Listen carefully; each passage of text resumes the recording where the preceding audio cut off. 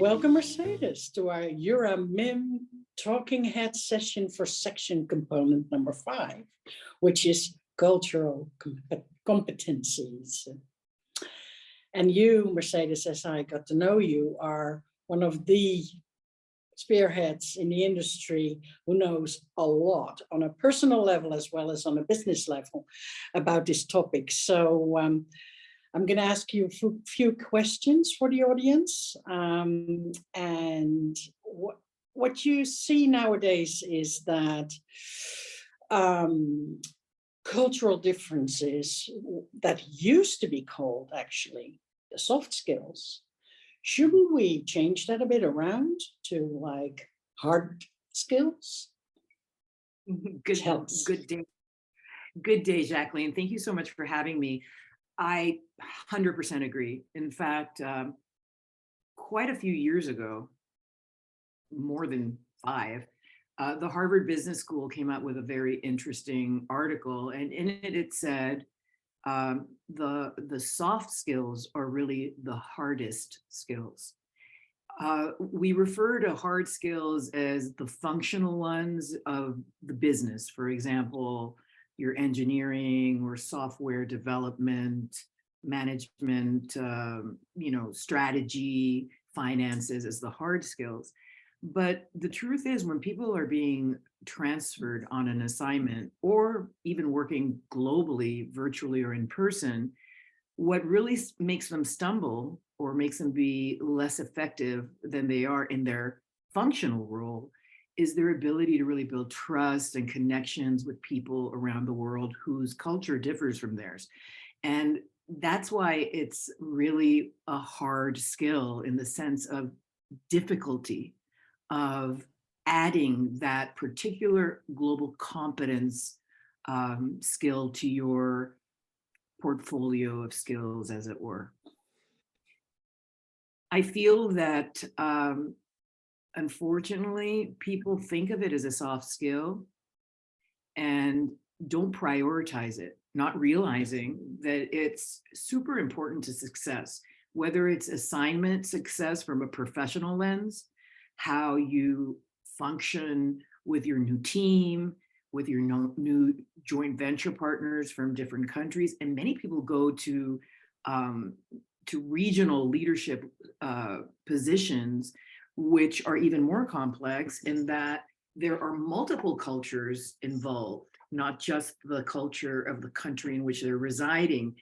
And surprisingly, people seem to lump regions together. Oh, Latin Americans, they're all the same. So if I understand how to do business in Mexico, then I know how to do business in Brazil or in Argentina. Oh, China.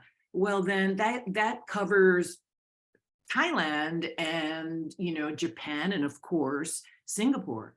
And these are really often egregious errors because they can not only get us in trouble, and I'll give you an example if you wish, they can oversimplify the complexity involved. And then people don't focus on what those differences are and how they could impact their success. So please do give us an example, Mercedes, that really helps. Well, I'm going to hang myself out to dry on this one. I appreciated your introduction and how you said that I'm a talking head. I'm an expert in this. I think truly the difficulty of intercultural and global competence is such that we're always learning, no matter how much exposure, how much training, how much coaching you have, which is one of the reasons why it fascinates me, because I'm constantly learning. But years ago, before I entered the intercultural field, I was in global sales for a health and productivity company, Canadian actually. There's a big difference between Canada and the United States, by the way. And we went to Mexico for a big finalist presentation. And being young and ignorant, and I'm not attributing my ignorance to youth, although I'm sure that's a small part of it. As you know, I'm half Iranian, half Puerto Rican, grew up in Iran, and then did high school in Puerto Rico before moving to the United States. So as a Latina, I felt I understood the whole region of Latin America. Ha, ha, ha. So I go to this finalist presentation, and we didn't win. Part of it was due to our presence in Mexico, but I think a large part was that I assumed there were similarities between the two cultures, and that was an invalid, unwarranted assumption that proverbially bit me in the derriere, as you would say. For example, Puerto Ricans are very expressive, very relationship oriented, but in a very different way from Mexico. There's a lot more formality comparatively to Puerto Rico, and Puerto Rico has changed a lot since the United States has been holding it for the last 100 or so years. So we have really moved, and culture does change over time, especially a significant amount of time, like 100 years. We have become much more informal. And Mexicans are very much more hierarchical than Puerto Ricans, even though Puerto Ricans are. And with that hierarchy comes a greater formality. And I believe that, you know me, Jacqueline, I'm a fun-loving humanist who loves connecting with people. But when you connect on a business level, you have to take into consideration the formality of the other, especially when you're first meeting them. And I think I was perhaps being very self-critical, as I always am, too informal, too chummy, too, though I didn't mean it, seemingly disrespectful. And I think that prevented us from really identifying, even not only connecting with those buyers, but also identifying what their questions or objections were. Because in the process of a finalist presentation, if you're able to connect well, then you can get to those deeper questions that are blocking you from winning the business. But if you seem disrespectful, then they're going to remain a little more withdrawn from you, less connected to you, and therefore more reluctant to share their concerns. So I'm not sure today, and that was 30 years ago, I'm not sure today how, if that person would say the same thing, but being self-critical, I feel that I could have approached it very differently. And I do that today. Yep. A lot of work with Latin America, and I study on each culture. I don't make that mistake anymore before meetings, before business trips, and even when putting a proposal together, which a lot of our DSPs do.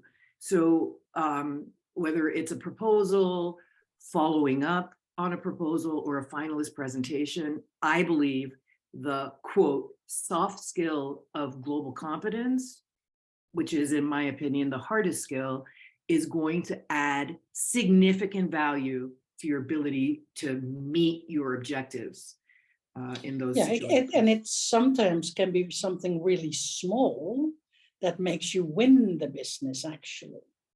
I recall working for a company once where also having to do with sales. And of course, the audience is more and more interested in like how to deal with interpersonal from an employee perspective. But here too, we had an example of bringing to a Swedish company a girl who just 2 weeks before joined that company, but we brought her along. And we don't know if that exactly was the reason, but we knew it was a very smart thing to do, to bring her along and to have her chat along with everybody in the room in their own language, and they just felt at ease. That is, and that was, in that case, the little thing, the little, I always call it like a PIN code, that made the difference. Yeah, absolutely true. This is well established in the literature. We prefer people who are like us. That's the way the brain functions. The brain still functions on very primitive responses, going back to our days as cavemen and women, right? So fight or flight. Is this person safe for me? Therefore, I can approach them. If this person is different for me, then I am immediately on guard. And we know that this is one of the mechanisms involved in unconscious bias. The other mechanism involved is the very fact that we receive so much information coming at us so quickly. I don't know, it's like 60 billion gigabytes a second or something. Don't quote me on that. It's a ridiculously large number, but our brains can only process 45 to 50 gigabytes per second. So what's our brain doing with all the important messaging? It's putting it into buckets that make sense. And if we don't have exposure to that culture, we don't have the right buckets, right? Right. So Absolutely cultural true. competence is now added to masters in business administration, you know, MBAs. When I did mine, very few people, especially women, were doing it. Now everybody's getting one.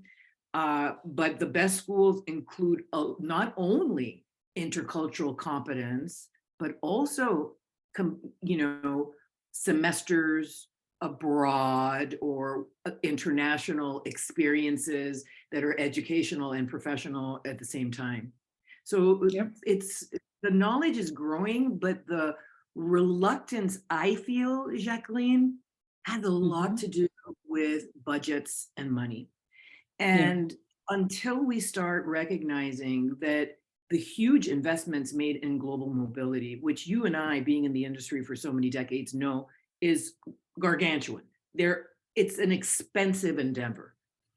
And to not invest 2,000 euros, 3,000, 4,000 euros or dollars in developing that executive or employee is really penny wise and pound foolish.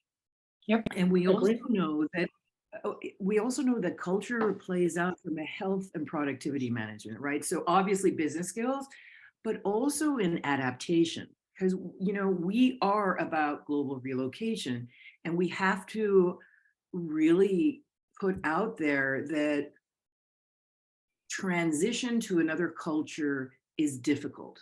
It's hard enough to leave your network behind, to leave your family behind, and then to come somewhere where you're maybe, I don't want to say clashing, because then people assume these really big problems. Some of them can be small encounters that don't make sense or that are uncomfortable. And as those pile on, they start eroding our ability to be resilient, our ability to bounce back. You know, people start decompensating, and then it becomes very different. And we know for expats, especially, it can lead to mental health challenges. I recently did a podcast on that, because it's exhausting. It's exhausting. So, but Mercedes, in your opinion, how do you then develop these skills to global skills? Because everybody nowadays, you know, in the street where you were born, in most cases, there's people from different cultures who may even be speaking a different language, etc. So we're more exposed to it. But how do you see to the development into global skills? Such a great question. I'm so glad you asked that. So I will tell you, first of all, a caveat, excuse me, people think that they're global. They think that they're global because they're constantly on the phone with people from other countries. They travel a lot for business or for pleasure. Oh, they watch YouTube of different countries, social media, they watch movies, they read. But the problem is that our culture is hidden from us. It is the operating system, as Gert Hofstede said. Can you pronounce his name for us so we can get it right? Gert Hofstede? Gert Hofstede was, yeah, Hofstede. So he, thank you. He said that culture reveals itself less to us than to others, right? It's hidden. It's the operating system of the mind, right? If the brain is the hardware, the mind is the software. That's his famous saying. And it's a great saying. So we don't really realize what software we're using. Are we using an Apple, a PC? What, you know, we don't think about it. So global competence has evolved to be much more than just intercultural knowledge and capabilities. It's and there's a great tool that you might want to explore. It's called the Global Competence Aptitude Assessment. And what it really does is it evaluates the individual from two primary lenses: internal readiness versus external readiness. And the external readiness is very important because you can imagine what the internal components are, you know, self-awareness, risk tolerance, because you have to be willing to take chances, to try new things, new skills that may not be comfortable for you. And you have to have some resilience in order to bounce back when you make a mistake and recover. But the external readiness is one that people don't really realize. For example, what's your knowledge of the history of the world?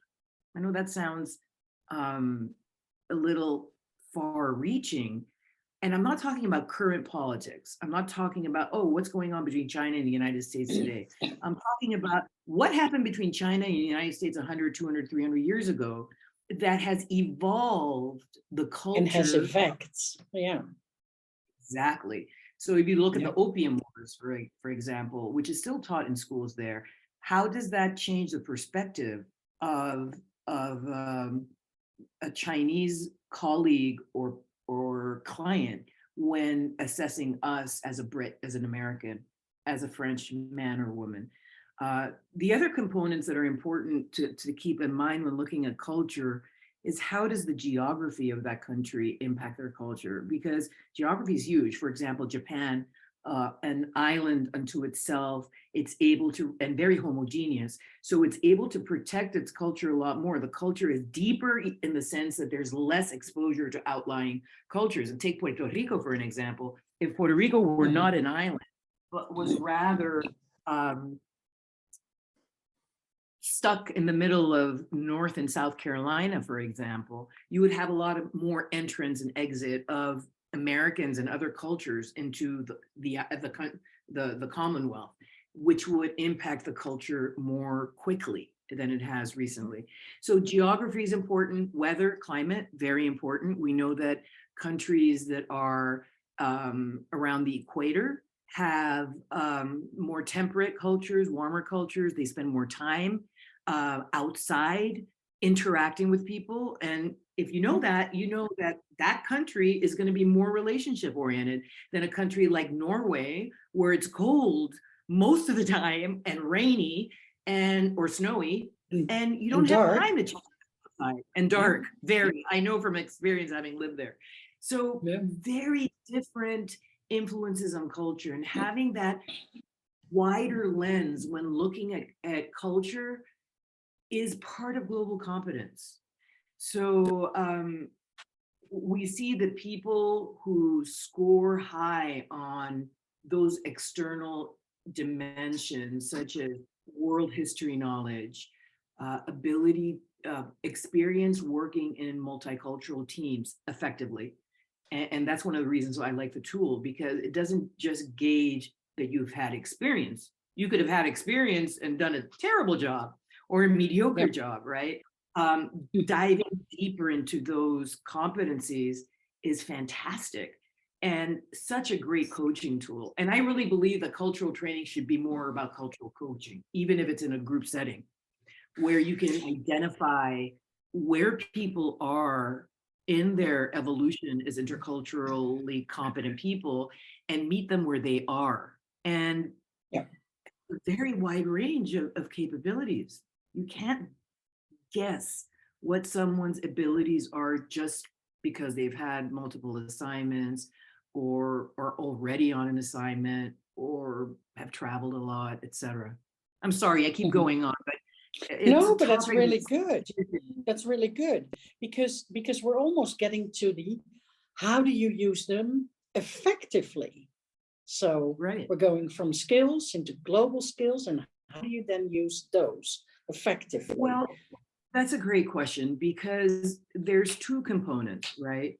There's self and other awareness. So understanding how you operate from a business perspective. For example, you know me, I'm talkative, expressive, I want to build relationship, I want to chit chat to get to know you, to feel comfortable, to allow you to trust me, blah, blah, blah. And then I need to be aware of you. So you as a Dutch woman are probably a little bit more task oriented than I am. In fact, you are very wise and relationship oriented too, because you're culturally competent. So when we started this very session, I was asking you how you were. You looked at the time, you said, hey, why don't we get on with the recording and then we'll talk. And I thought that was a beautiful example of global competence, right? Because you didn't dismiss my need for that relational connection, but rather you express your need to get the job done, make sure we're within our time allotment for the session, and then you're going to meet me where I was. And good job. Good job, Jacqueline.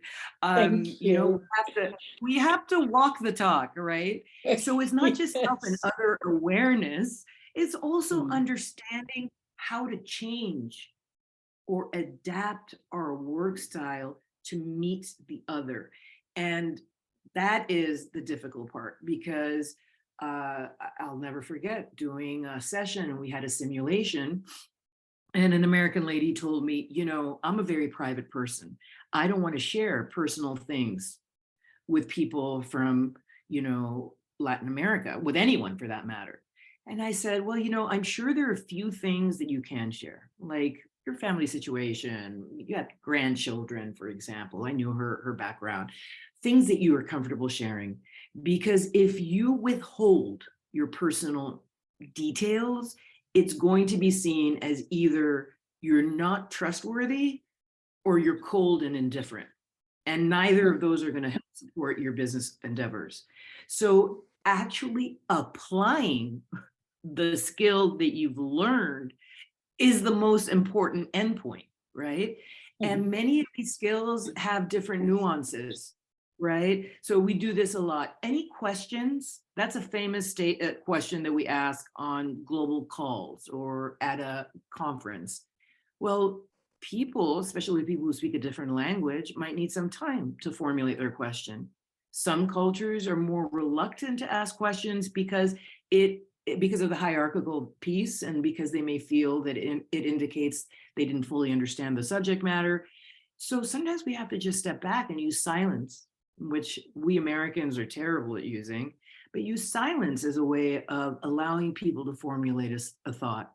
And if we're too much stuck in our own ways, we don't realize that people come from a variety of different needs and ways of communicating those needs. And so we fail, right? It's from simple things like that to more complex things like negotiating. How do you negotiate? How do you resolve conflict?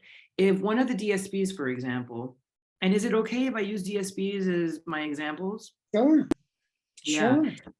Let's say a DSP has a service issue, which thank God most of the DSPs with Eura are high-end, high-quality service providers, but we know they're in one of the most difficult services in the world, in my opinion, helping people when they're most vulnerable and most culture shock exposed to settle in and make a home. There's a service issue, and you're in Greece.